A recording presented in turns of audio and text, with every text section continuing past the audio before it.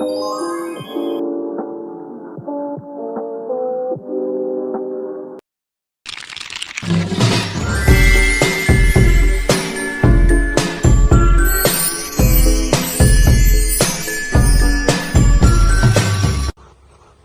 pagi Bapak. Ya, pagi. Sebelum memperkenalkan, saya Dewa Marisma Rahayu. Bapak bisa panggil saya Dewa. Saya di sini telah menuliskan pagi hari ini.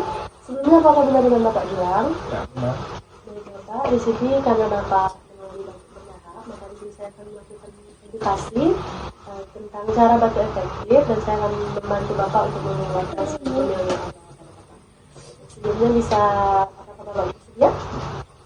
Dan tentu saya akan contohkan dulu terlebih dahulu, baru nanti akan Bapak sampaikan. Pertama-tama itu Bapak tarik nafas dulu sebanyak 3 kali.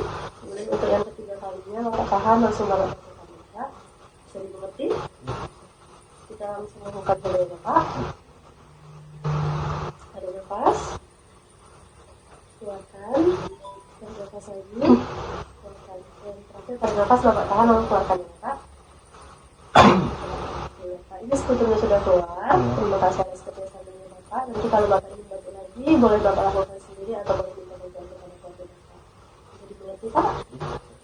Terima kasih Bapak, saya izin pamit.